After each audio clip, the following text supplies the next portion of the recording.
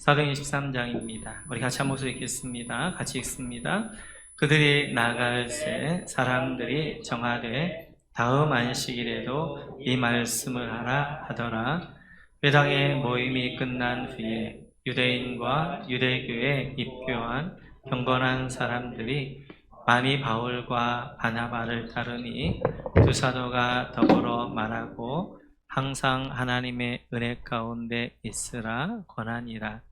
그 다음 안식일에는 온 시민이 거의 다 하나님의 말씀을 듣고자 하여 모이니 유대인들이 그 무리를 보고 시기와 하득하여 바울이 말한 것을 반박하고 비방하거늘 바울과 바나바가 담대히 말하여 이르되 하나님의 말씀을 마땅히 먼저 너희에게 전할 것이로되 너희가 그것을 버리고 영생을 얻기에 합당하지 않은 자로 자처하기로 우리가 이방인에게로 향하노라. 주께서 이같이 우리에게 명하시되 내가 너를 이방인의 빛으로 삼아 너로 땅끝까지 구원하게 하리라 하셨느니라 하니 이방인들이 듣고 기뻐하여 하나님의 말씀을 찬송하며 영생을 주시기로 작정된 자는 다 믿더라. 주의 말씀이 그 지방에 두루 퍼지니라. 이에 유대인들이 경건한 귀부인들과 그 신의 유력자들을 선동하여 바울과 바나바를 박해하게 하여 그 지역에서 쫓아내니 두 사람이 그들을 향하여 발의 티끌을 떨어버리고 이고니온으로 가거늘 제 아들은 기쁨과 성령이 충만하니라. 아멘.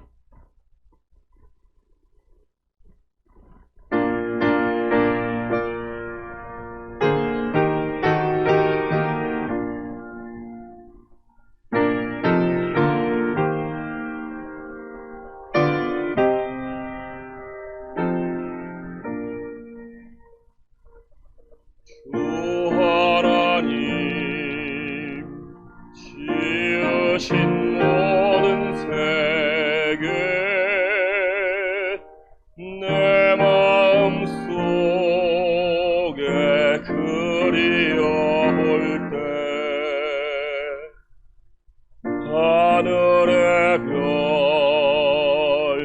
울려 퍼지는 내 성 주님의 권능 우주에 찾네. 주님의 높고 위대하심을 내 영혼이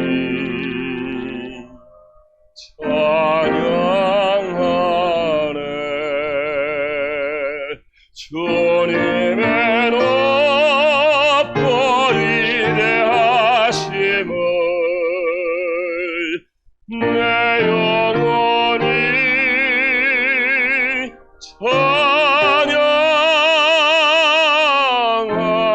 찬양하네. 숲속이나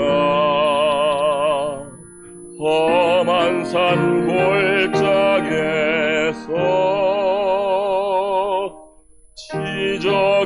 지저귀는 저 새소리들과 고요하게 흐르는 시냇 물은 주님의 솜씨 노래하도다. 주님의 높고 위대하심을 내 영혼이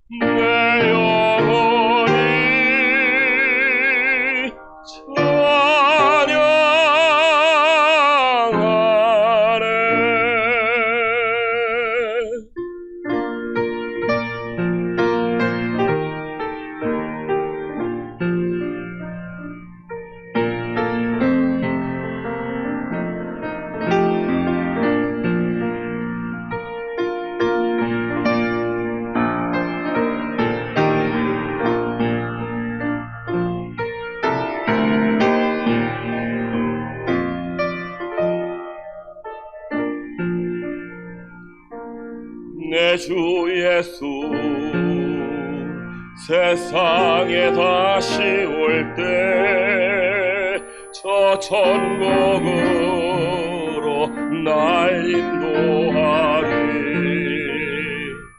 나 겸손히 엎드려 경배하며 영원히 주를 찬양하리라. 주님의 높고 위대하심을 내 영혼이 찬양하리. 주님의 높고 위대하심을 내 영혼이 찬양하네.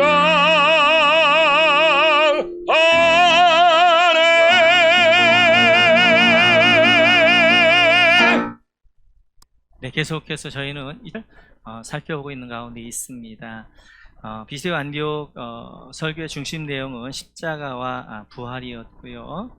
그래서 십자가 신앙, 부활 신앙을 강조하면서 바울 사도가 결론을 이렇게 맺습니다. 우리 비스티오 안디옥 교회 결론 말씀 볼 터인데요. 38절, 39절 같이 한번 읽도록 그렇게 하겠습니다. 같이 읽습니다. 그러므로 형제들아 너희가 알 것은 이 사람을 힘입어 죄사함을 너희에게 전하는 이것이며 또 모세의 율법으로 너희가 의롭다 하심을 얻지 못하던 모든 일에도 이 사람을 힘입어 믿는 자마다 의롭다 하심을 얻는 이것이라. 아멘. 오늘 38절에 보면 십자가와 부활신앙을 믿는 사람에게는 첫 번째 죄사함을 거기다 줄을 한번 붙여주겠어요. 죄사함을 주신다. 그래서 십자가 부활을 믿는 첫 번째 사람에게 첫 번째 주신 은혜가 죄사함입니다. 그리고 39절을 보게 되어지면 그런 사람에게 의롭다 하심 얻게 한다는 거예요. 의롭다 하심 여기다 밑줄을 그어주세요. 그래서 하나님의 이제 십자가와 부활을 믿는 사람에게는 첫 번째 하나님이 죄사함을 주시고 두 번째 하나님 의롭다 하신다라고 말씀을 증거하게 되어집니다. 이 말씀을 들었던 비스티오 안디옥 교회 회당에 모였던 사람들은 이 말씀 앞에 두 종류의 사람이 이제 드러나는 것들을 볼 수 있습니다. 그래서 오늘 본문을 보면 이제 43절에 보면 46절 같이 한번 읽어볼까요? 46절 같이 읽어 시작. 바울과 바나바가 담대히 말하여 이르되 하나님의 말씀을 마땅히 먼저 너희에게 전할 것이로되 너희가 그것을 버리고 영생을 얻기에 합당하지 않은 자로 자처하기로 우리가 이방인에게로 향하노라. 여기 영생을 얻기에 합당하지 않은 자 여기다 밑줄을 그어주세요. 영생을 얻기에 합당하지 않은 자. 하나님 말씀이 선포되니까 첫 번째 사람이 나오는데 영생을 얻기에 합당하지 않은 자가 나옵니다. 두 번째로 우리가 48절 같이 한번 읽어볼까요? 48절 같이 시작. 이방인들이 듣고 기뻐하여 하나님의 말씀을 찬송하며 영생을 주시기로 작정된 자는 다 믿더라. 48절에 영생을 주시기로 작정된 자 여기다 밑줄 긋는 거예요. 이렇듯이 하나의 말씀이 이제 선포가 되어지니까 두 종류의 사람이 드러납니다. 하나는 영생을 얻기에 합당하지 않은 자가 드러나고 또 한 사람은 영생을 주시고 작정된 자가 드러나게 되어져. 그러니까 이렇게 평상시에는 몰랐어요. 그런데 하나의 말씀이 선포되면 영생을 이제 주시고 작정된 자가 드러나게 되어지고 그리고 영생을 얻기에 합당하지 않은 자가 드러납니다. 말씀 앞에. 그럼 먼저 영생을 주시고 작정된 자는 말씀 앞에 어떻게 반응하게 되어지는가? 42절 같이 한번 읽어볼까요? 42절 같이 읽죠. 시작. 그들이 나갈새 사람들이 정하되 다음 안식일에도 이 말씀을 하라 하더라. 아멘. 영생을 주시고 작정한 자들의 첫 번째 반응은 말씀을 사모하게 되어져. 그래서 오늘 바울과 바나바가 바울 사도가 안디옥에서 설교를 했더니 사람들이 몰려와서 뭐라고 이야기하냐면 다음 주에도 우리에게 이 말씀을 해주십시오. 하나님의 말씀을 사모하게 되었습니다. 그 안에 영원한 생명이 있는 분들은 영생의 말씀을 사모하게 돼요. 뿐만 아니라 두 번째로 48절 같이 한번 읽어볼까요? 48절 같이 읽죠. 시작. 이방인들이 듣고 기뻐하여 하나님의 말씀을 찬송하며 영생을 주시기로 작정된 자는 다 믿더라. 두 번째, 영생을 주기로 작정된 자는 하나님 말씀을 듣습니다. 그 말씀을 어떻게 해요? 기뻐함으로 받아요. 하나님 말씀을 듣는데 기쁨이 있어요. 그 말씀을 듣는데 이렇게 기뻐하게 그 말씀을 이제 잘 내가 받아들이게 되어집니다. 뿐만 아니라 이제 그들은 다 믿더라예요. 하나님의 말씀을 기쁨으로 받을 뿐만 아니라 그 말씀이 믿어지는 것입니다. 그러니까 하나님이 영생을 주기로 작정된 자는 말씀을 사모하게 되어지고 말씀을 기쁨으로 받게 되어지고 그 말씀을 또 다 믿어지게 되어지는 거예요. 하나님의 말씀이 믿어진다는 것이 기적 중에 기적입니다. 여러분, 하나님의 말씀이 이게 사람의 머리로 이해할 수 있는 말씀이에요? 논리로 설명할 수 있는 말씀이에요? 아니에요. 어떻게 말씀 한마디로 이제 이 온 우주가 창조되어져. 이게 인간의 머리로 말이 안 되는 이야기랍니다. 근데 그게 믿어지는 거예요. 바다를 가르고 200만 명이 그 바다를 건너는 출애굽 사건이 말이 되는 거예요? 그런데 그 말씀이 믿어지는 거예요. 하나님이 인간이 되셨다는 게 말이 돼요? 그것도 동정녀에게 탄생했다는 것이 말이 되냐고요. 근데 그게 믿어지는 거예요. 예수님 십자가에 죽으셨는데 내 죄 때문에 죽었다는 것이 믿어지고 죽은 사람이 부활한 것이 말이 되냐고요. 이게 설명이 되냐고요. 근데 그게 믿어지는 거예요. 이렇게 말이 안 되고 논리적으로 설명할 수 없는 게 믿어지는 게 기적 중의 기적이에요. 영생을 주시기 작정된 자는 하나님의 말씀을 사모할 뿐만 아니라 말씀을 기쁨으로 받게 되어져 그 말씀을 어떻게 하는 그 말씀이 믿어지는 거예요. 믿어지는 거예요. 뿐만 아니라 52절에 보면 이렇게 말씀하십니다. 같이 한번 읽어보고 시작. 제 아들은 기쁨과 성령이 충만하니라. 이게 말씀을 받게 되어지고 그 기쁨으로 충만합니다. 성령으로 충만하게 되어져. 하나님의 기쁨이 성령의 안에 충만하게 임하게 되어지는 그런 삶을 살더라 라고 말씀하게 되어져. 이게 영생을 줄 작정된 자의 말씀하는 태도입니다. 그러면 영생에 합당하지 않는 자가 말씀을 어떻게 받느냐? 우리 한번 이제 45절 같이 한번 읽겠습니다. 45절 같이 시작.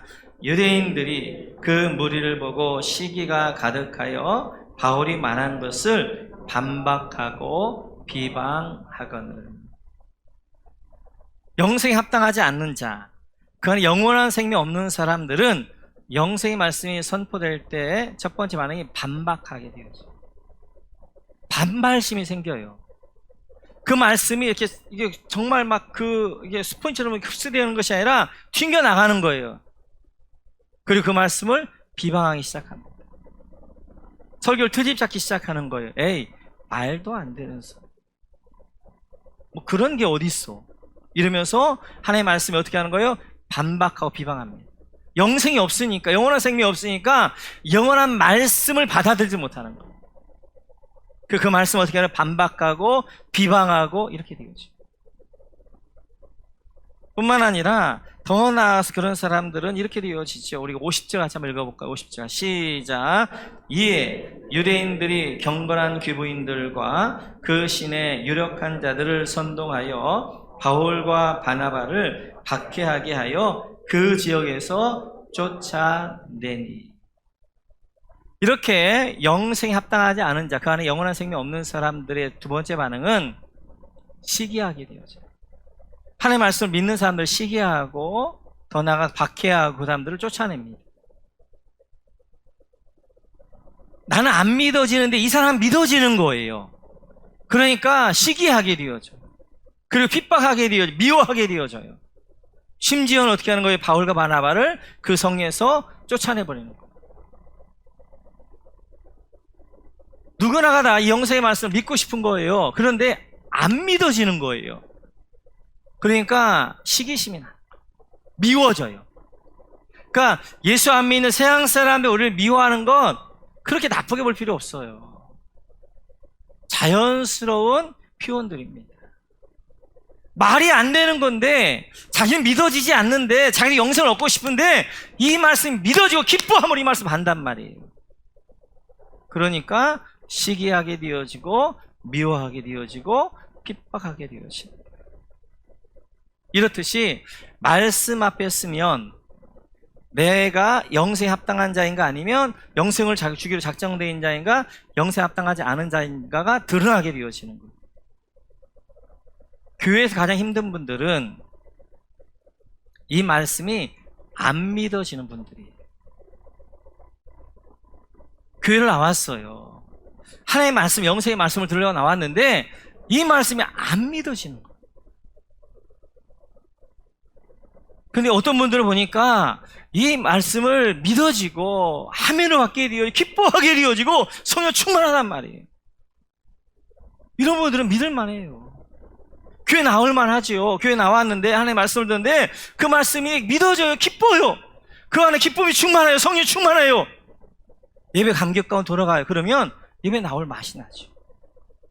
그런데 예배는 나오긴 나왔는데 말씀은 안 믿어지고 그리고 답답하기만 하고 반발심만 생기고 이러면 죽을 맛이죠.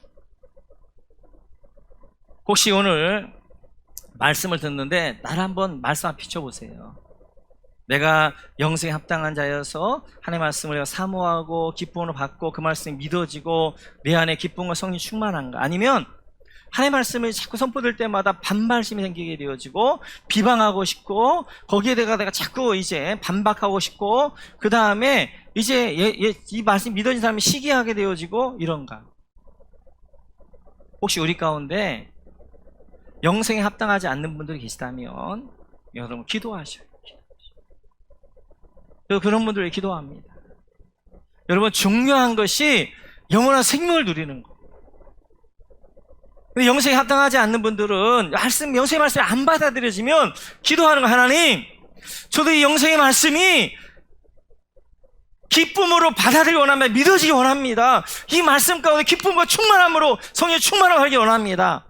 기도하시면 하나님 반드시 그 기도 들어주셔요. 왜냐하면 하나님의 소원이 모든 사람이 구원받는 것이거든요. 그 하나님 뜻대로 구하면 하나님이 다 들어준다 말씀하셨단 말이에요.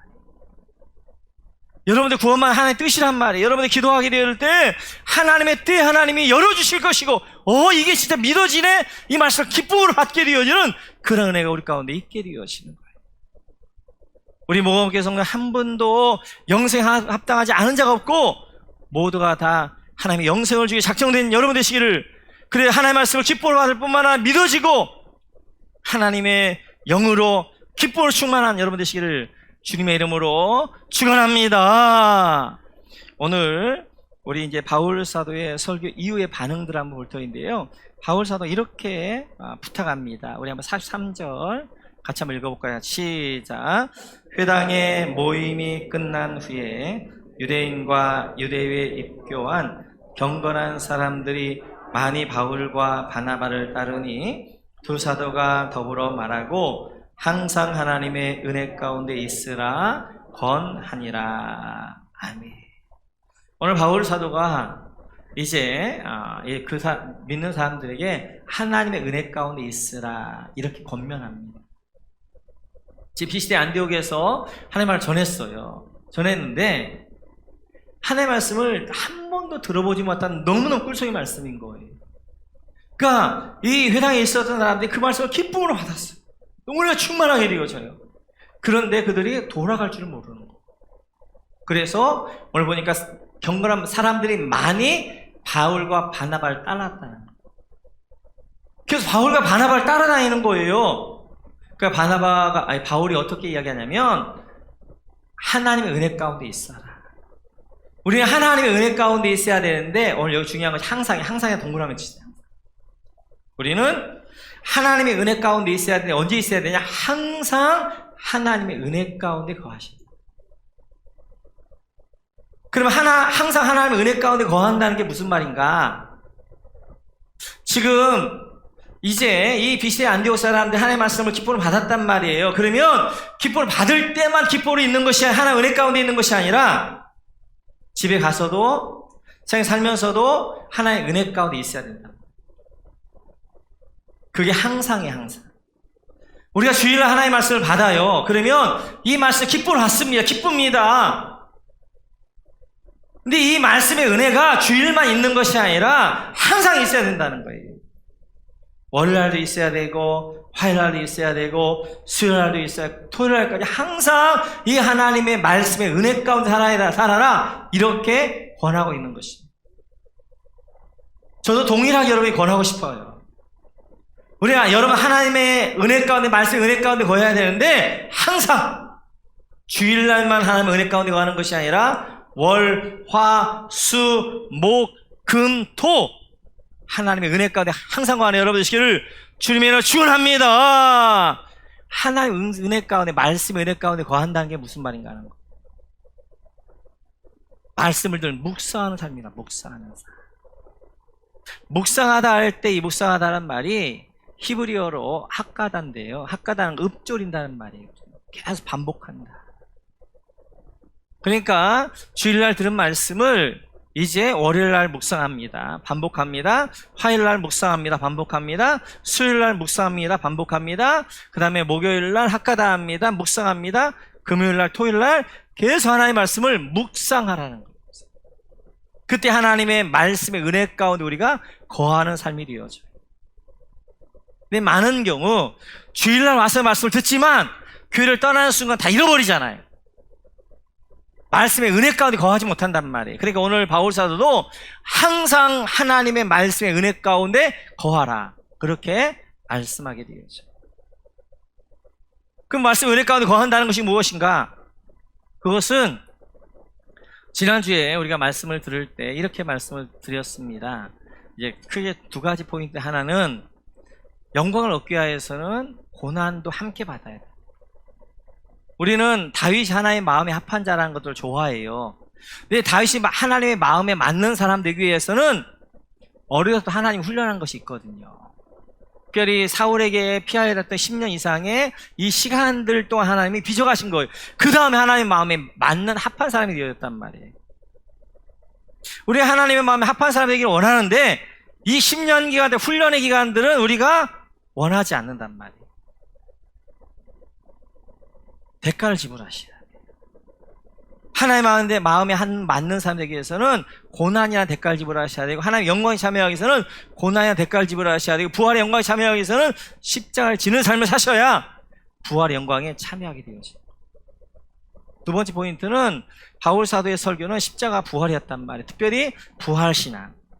우리 하나님이 부활의 약속, 승리의 약속을 주셨단 말이에요. 그 승리의 약속을 가지고 우리가 한 주간 더 살아가는 거예요. 그 말씀을 들었는데 내 안에 이제 결단한 거야. 하나님, 한 주간도 하나님의 영광에 참여하기 위해서 고난이란 대가를 지불하겠습니다. 우리가 이렇게 작정했다면 월요일날 되어지면 어떻게 하는 거예요? 그래, 오늘도 내가 하나님의 고난에 동참해야 되겠다. 대가를 지불하는 삶을 살아야 되겠다. 화요일날도 그렇게 생각하는 거예요. 그러다가 어느 순간에 고난이 왔어요. 예전 같으면 피해 도망갔을 거예요. 그런데 고난이 오니까 내 마음이 어떻게, 그래, 영광을 얻기 위해서는 하나님이 나를 아름다운 그리스도의 모습을 닮아가기 위해서는 고난을 주시지, 이 고난을 내가 잘 감당해야 되겠다. 그렇게 해서 고난을 감당해 가는 거예요. 그게 말씀 안에 거하는 삶이 되어져요. 말씀. 그래서 우리가 말씀을 지식적으로 아는 것이 아니라 내 삶 가운데 하나씩 내가 어떻게 하면 적용해 가는 거예요. 그게 하나님의 말씀의 은혜 가운데 거하는 삶이 되어져요. 우리 모든 성도님들은 항상 하나님의 말씀의 은혜 가운데 거하시기를 주님의 이름으로 축원합니다. 그 다음에 이렇게 말씀하게 되어져요. 우리 한번 같이 48절 같이 한번 읽겠습니다. 48절. 같이 읽죠. 시작. 이방인들이 듣고 기뻐하여 하나님의 말씀을 찬송하며 영생을 주시고 작정된 자는 다 믿더라. 아멘. 믿었는데 누가 믿었어요? 영생을 주기로 작정한 사람이 다 믿더라는 거예요. 여기서 이제 선택 교리가 나옵니다. 하나님 우리를 선택하셨고 믿음으로 이제 믿기로 작정된 사람이 있고, 그 믿기로 작정된 사람이 예수를 믿어 영생에 이르게 되어진다라는 말씀이 되어져. 그 말씀을 바울 사도는 로마서에서 5단계 이렇게 설명합니다. 같이 한번 읽어볼까요? 같이 읽죠. 시작. 하나님이 미리 아신 자들을 또한 그 아들의 형상을 본받게 하기 위하여 미리 정하셨으니 이는 그로 많은 형제 중에서 맏아들 되게 하려 하심이니라. 또 미리 정하신 그들을 또한 부르시고 부르신 그들을 또한 의롭다 하시고 의롭다 하신 그들을 또한 영화롭게 하셨느니라. 우리 쉽게 하나님 미리 아신 자들이 있었다는 거예요. 이 미리 아신 자들을 어떻게 했더라? 그들 미리 정하셨더라. 그리고 미리 정하신 자를 어떻게 했더라? 하나님이 부르셨다. 부르신 그들 하나님이 어떻게 하셨다? 의롭게 하셨다. 의롭게 하신 그들 하나님이 어떻게 하셨다? 30절 영화롭게 하셨다. 30절 이렇듯이 5단계인 거예요. 미리 아심, 미리 정하심, 그리고 이제 부르심, 의롭다 하심, 영화롭게 하심. 5단계를 이야기한다는 말이에요. 구원의 단계를. 그래서 하나님이 미리 아셨고, 그 미리 아신 사람들을 미리 정하셨고, 미리 정하신 사람들을 이제 하나님이 부르셨고, 부르신 그들을 의롭게 하시고, 의롭게 한 그들을 영화롭게 하신다는 영화. 첫 번째 단계가 하나님 미리 아신다는 거예요. 하나님이 미리 우리를 아셨다는 거예요. 하나님이 우리를 이미 태어나기 전부터 우리를 아셨다는 거예요. 하나님이 아셨다. 이 말씀을 아는 분들은 자기 인생에 대한 자존감이 있어요. 자존감. 나는 그냥 어쩌다 보니까 우연히 태어난 존재가 아니라, 나는 그냥 어쩌다 보니까 그냥 이 땅에 태어난 존재가 아니라, 하나님이 미리 아셔서 작정하시고 계획과 은혜 가운데 이 땅에 보내신 하나님이 미리 아신 자라는, 하나님의 특별한 존재라는 자기 자존감이 있는 거예요. 자기 인생을 귀하게 여길 줄 아는 거예요. 함부로 살지 않아요. 나는 하나님의 뜻과 계획 가운데, 특별한 하나님 부르신 가운데 하나님이 이제 미리 아신 자라는 그런 것들을 아는 사람은 자기는 자존감이 있는 거예요. 자기 인생을 귀하게 열 줄 알아요. 그래, 나는 하나님의 특별한 계획과 뜻 가운데 부르신 하나님의 자녀야. 나는 자존감 가운데 살아갑니다. 이렇게 미리 아신 자를 하나님이 어떻게 하셨느냐? 미리 그들을 정하셨다 말씀하게 됩니다. 정하셨다. 이 미리 정하신 자를 오늘 본문에서는 뭐라고 얘기하냐면, 바울 사도가 뭐라고 얘기하냐면 영생을 주기로 작정된 자. 하나님이 작정하신 자, 택정하신 자, 하나님이 예정하신 자, 이렇게 이야기하는 거예요. 바울 사도도 이렇게 자신을 고백합니다. 갈라디아서 같이 한번 보죠. 시작. 그러나 내 어머니의 태로부터 나를 택정하시고 그의 은혜로 나를 부르신 이가. 바울 사도를 어떻게 했던? 하나님이 택정하셨다. 미리 정하셨다. 어디서 정하셨다는 거예요? 어머니 태에서. 왜 어머니 태에서 미리 정하셨다고 이야기하고 있느냐는 거예요. 어머니 태에서 미리 정했다는 것은 내가 태어나기도 전에 하나님이 나를 미리 정하셨다는 거예요. 그 말은 다른 말로 하면, 태어나기 전이란 말은 내가 어떤 행위를 하기도 전에, 내가 어떤 삶이 있기 전에 하나님이 나를 택하셨다, 미리 정하셨다, 미리 작정하셨다, 그렇게 말씀하게 되어져. 그래서 하나님이 미리 나를 정하심을, 택정하심을 아는 사람들은 하나님께 교만할 수가 없어. 왜냐하면 내가 믿을 만한 어떤 행위를 해서, 내가 어떤 구원받을 만한 자격이 있어 나를 부르신 것이 아니라, 어머니의 태에서 아무것도 하지 않았을 때 하나님 나를 부르셨기 때문에, 택하셨기 때문에 하나님 교만하지 않아요. 늘 하나님께 감사할 줄 알고 겸손할 줄 압니다. 나같이 이렇게 부족한 자, 나같이 연약한 자, 나같이 죄된 자, 나같이 이런 사람 하나님을 부르셨구나, 나를 택하셨구나, 그래 나를 하나의 구원을 주셨고 영생을 주셨구나 하는 감사와 감격과 겸손함 가운데 살아가는 거예요. 여러분 한번 생각을 해보세요. 저는 자다가 하다가요, 하나님 나를 택하셨다는 생각만 하게 되어지면 그 감격 가운데 이루만 할 수 없어요. 하나님 나를 택하셨지 않았다면 나는 어떻게 되겠어요? 지금 저 세상에서 멸망을 향하여 달려가는데도 불구하고 그게 멸망인지 모르고 살았을 거 아니에요. 그리고 죽어서 영원한 지옥의 형벌 가운데, 그 뜨거운 지옥불 가운데 살 거 아니에요. 근데 하나님 나를 택하셔서 하나님의 자녀를 부르시고 영원한 은혜 가운데 살게 하실 뿐만 아니라 영원한 생명 가운데 그 영원한 하늘나라를 바라보며 그 영원한 하늘나라에 살게 하셨다는 것들 생각하면 너무너무 은혜가 되겠죠. 이거보다 더 큰 은혜가 어디 있어요? 이거 더 큰 축복이 어디 있어요? 이런 은혜와 미래 하나님이 정하셨다는 것. 그래서 이 이야기를 칼빈 쌤은 무조건적 선택이다. 하나님이 나를 이제 내가 뭘 행하기 전에 하나님이 나를 선택하셨다라고 그렇게 말씀하게 되죠. 이렇게 하나님이 아신 자들을 하나님이 정하시게 되어지고, 이 정하신 사람들을 어떻게 하는 거예요? 하나님이 부르시는 거예요. 하나님이 정한 자들, 작정된 자를 하나님 부르시는 거예요. 그리고 오늘 갈라디아 보게 되어지는 바울사 뭐라고 하냐면 그 은혜로 나를 부르셨다. 바울사도 어디서 부르셨어요? 담의 도상에서 불렀습니다. 우리 한번 같이 한번 보겠습니다. 사도행전 9장 같이 한번 보시죠. 시작. 사울이 길을 가다가 다메섹에 가까이 이르더니 호련히 하늘로부터 빛이 그를 둘러 비추는지라 땅에 엎드러져 들음에 소리가 있어 이르되 사울아 사울아 네가 어찌하여 나를 박해하느냐 하시거늘 대답하되 주여 누구시니까 이르시되 나는 내가 박해하는 예수라. 지금 사울은 담에도 예수 믿는 사람을 잡으려고 가고 있는 중간에 그 길에서 누구예요? 하늘에 빛이 비춥니다. 빛 앞에 쓰러집니다.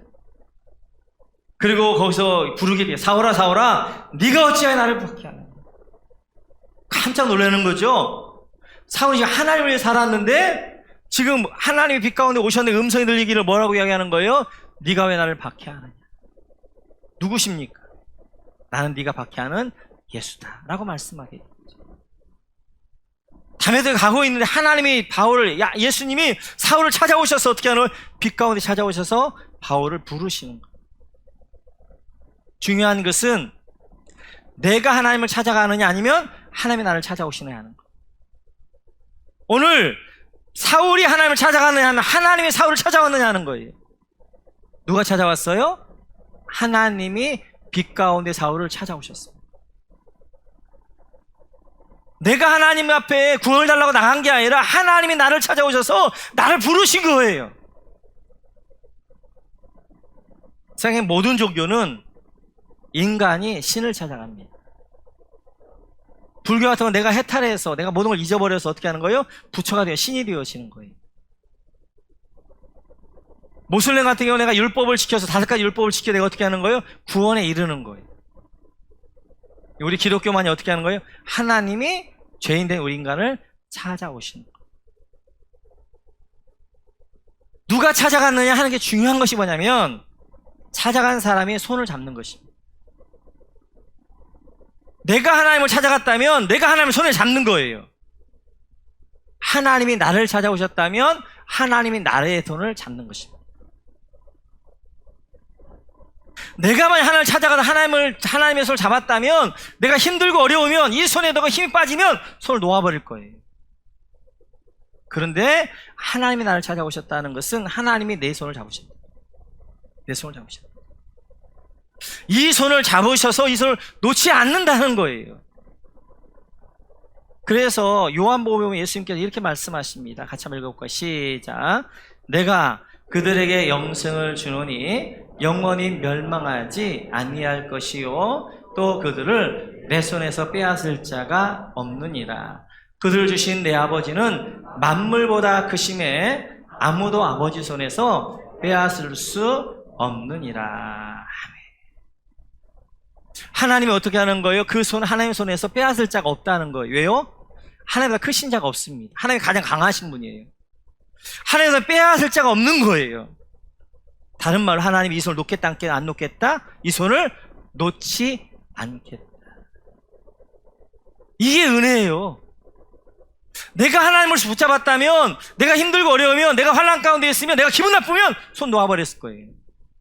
근데 하나님이 나를 붙잡으셔서 나를 내 손을 놓지 않겠다 말씀하시기 때문에 내가 힘들어도, 그리고 저 옆으로 가다가도 어떻게 하나님 내 손을 붙잡고 이끌어 주시는 거예요. 내가 힘들고 어려워도, 내가 수렁가에 빠져도 내 손을 붙잡고 어떻게 하나님이 나를 건져 주시는 거예요. 만약 내가 하나님 손을 붙잡았다면 이 가운데 하나님을 떠날 사람이 굉장히 많을 것입니다. 하나님이 나를 부르시고 하나님을 찾아오셔서 어떻게 내 손을 붙잡아 주셨기 때문에 억지로라도, 어떤 때는 매 맞으면서라도, 아니면 어찌 하나님 끌려왔어라도 이 자리에 우리가 있는 거랍니다. 이것을 칼빈 쌤은 불가항력적 은혜, 이렇게 이해합니다. 내가 거부할 수 없는 은혜가 부어지는 거예요. 내가 만약 선택해서 내가 거부할 수 있다면 하나님의 은혜가 부어줄 수 없죠. 근데 내가 나의 안에 어떻게 하나님의 은혜가 뚫고 들어와 버린 거란 말이에요. 불가항적 은혜. 사울이 가고 있는데 빛이 와서 사울을 어떻게 하는 거예요? 그 자리에 엎드려 버리게 만드는 것이, 그 은혜 가운데 우리를 부르신 거예요. 이렇게 하나님이 미리 아신 자들을 하나님이 어떻게 하는 거예요? 정하시고, 그 하나님 정하신 자들을 부르시고, 부르신 자를 어떻게 하신다? 하나님이 의롭게 하신다.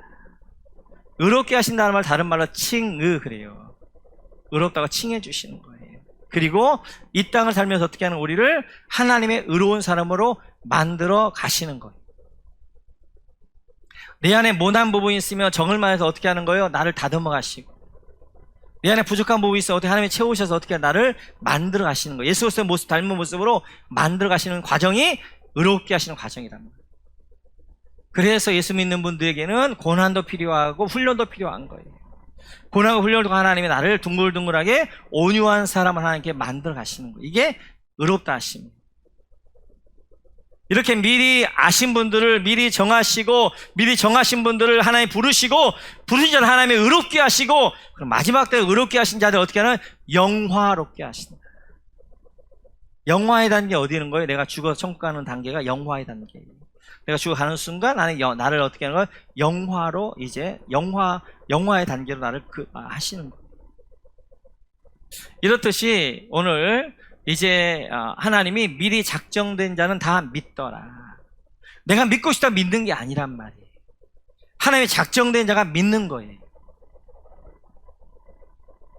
그래서 전도서에 보게 되어지면 3장 11절에 보면 모든 사람이 주신 하나님의 마음은 뭐냐면 영혼을 사모하는 마음을 주셨다. 누구나 다 영혼을 사모하는 거. 그러니까 사람들이 어떻게 하는 거예요? 신을 찾아가는 거예요. 그 안에 영혼을 사모하는 마음, 하나님을 향한 마음이 있으니까. 잘못 찾아가니까 어떻게 하는 거예요? 부처를 찾아가게 되어지고, 알라를 찾아가게 되어지고, 점쟁이를 찾아가게 되어지고, 돈을 찾아가게 되어지고, 어떤 사람은 자기라도 믿어야 살 수 있으니까 신을 찾아가는 것입니다.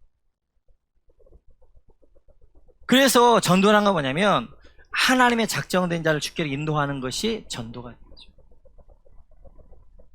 그런데 하나님이 작정된 자가 표시가 있다면, 아, 저분이 하나님 작정된 자이구나, 그리고 그들을 주께로 인도하면 된단 말이에요. 그런데 하나님이 작정된 자는 표시가 없어요. 누가 하나님이 작정된 자인가를 몰라요. 그러니까 어떻게 하는 거 우리가? 그러니까 목장을 여는 것이고 관계 전도를 하는 거예요. 목장을 열고 관계 전도를 하는 이유는 뭐냐? 하나님의 작정된 자를 찾아내는 거란 말이에요. 관계를 VIP를 정하고 기도하고 관계를 맺어가면 어떻게 하는 거예요? 그들 가운데 이제 그 VIP를 목장으로 초청하는 거예요. 하나님의 작정된 자는 이러한 초청 앞에, 이런 섬김 앞에 하나님 앞에 나오게 되어지고 하나님의 작정된 자는 다 믿게 되어지는 계기예요.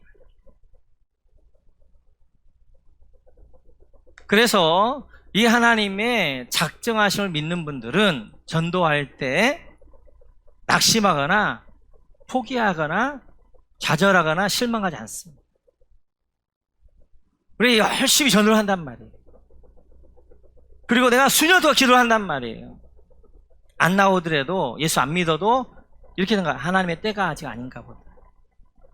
하나는 하나님이 작정된 자가 아닌가 보다. 우리 또 다른 사람을 또 찾아가면 되는 거예요. 근데 전도라는 것은 내가 설득해가 내가 섬겨서 그걸 믿게 하는 것이 아니라 하나님의 작정된 자를 찾아다니는, 그게 관계 전도가 되고, 그 하나님의 작정된 자를 어디에 목장으로 인도하면 그 목장에 와서 예수를 믿게 되어지는 거란 말이에요. 하나님의 작정된 자를 찾아내는 과정이 관계 전도, 목장이 되어져요. 고린도 지역에 왔을 때 바울에게 실망하고 있을 때 하나님이 바울에게 이렇게 말씀하십니다. 같이 한번 읽어볼까요? 같이 읽죠. 시작. 밤에 주께서 환상 가운데 바울에게 말씀하시되 두려워하지 말며 침묵하지 말고 말하라. 내가 너와 함께 있음에 어떤 사람도 너를 대적하여 해롭게 할 자가 없을 것이니 이는 이 성중에 내 백성이 많음이라 하시더라.